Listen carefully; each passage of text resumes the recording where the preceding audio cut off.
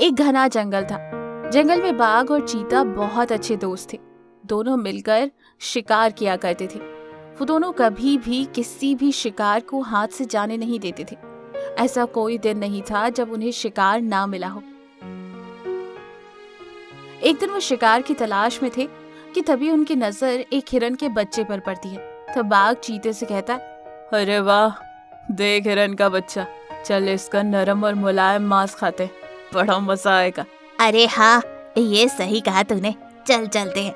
यूं दोनों हिरन के बच्चे पर हमला करने जाते हैं कि हिरन का बच्चा उन्हें देख लेता है और जैसे तैसे अपनी जान बचाकर वहां से भाग जाता है।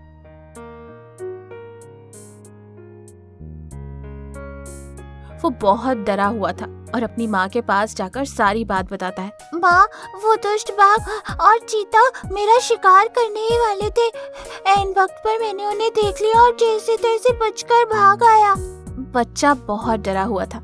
अरे बाप रे, बेटा तुम सही सलामत लौट आए, यही मेरे लिए काफी है। पता नहीं वो दोनों दुष्ट कब किस जानवर पर हमला कर दे।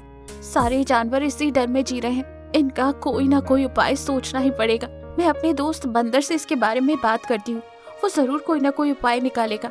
ये कहकर हिरन की माँ अपने बच्चे को लेकर अपने बुद्धिमान दोस्त बंदर के पास जाती है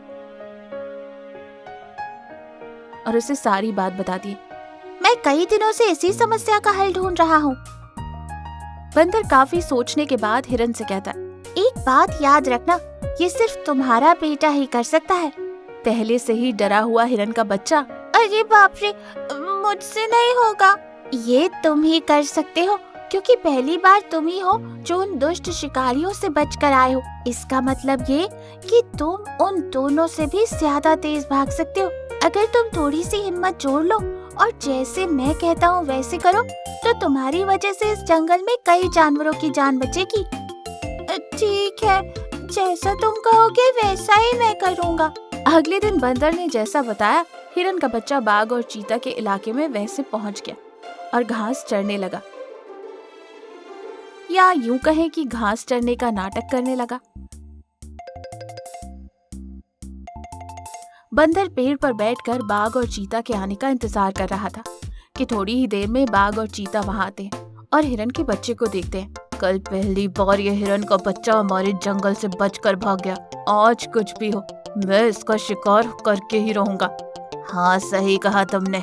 कल हमने इसकी तेजी देखी थी, तो आज हम चुपके से जाकर इस पर हमला करेंगे, नहीं तो ये फिर बचकर भाग जाएगा। यूं वो चुपके से हिरन के बच्चे की ओर बढ़ने लगे कि पेड़ पर बैठा बंदर हिरन के बच्चे को इशारा कर देता है। जैसे ही बंदर इशारा करता है, हिरन का बच्चा वहां से भागने लगता है। बाघ और चीता भी उसका पीछा करते और बहुत ही तेजी से एक ऊंची छलांग मारता है। फिर क्या था, वो दोनों एक बड़े से गड्ढे में गिर जाते हैं। वो लाख कोशिशें करते हैं पर उस गड्ढे से बाहर नहीं निकल पाते और गड्ढे में ही रह जाते। ये देख बंदर हिरन के बच्चे की हिम्मत की तारीफ करता है और जंगल में फिर से खुशियां छा जाती हैं। इस कहानी से हमें ये सीख मिलती है कि थोड़ी सी होशियारी और हिम्मत से बड़ी सी बड़ी मुसीबत का भी सामना किया जा सकता है।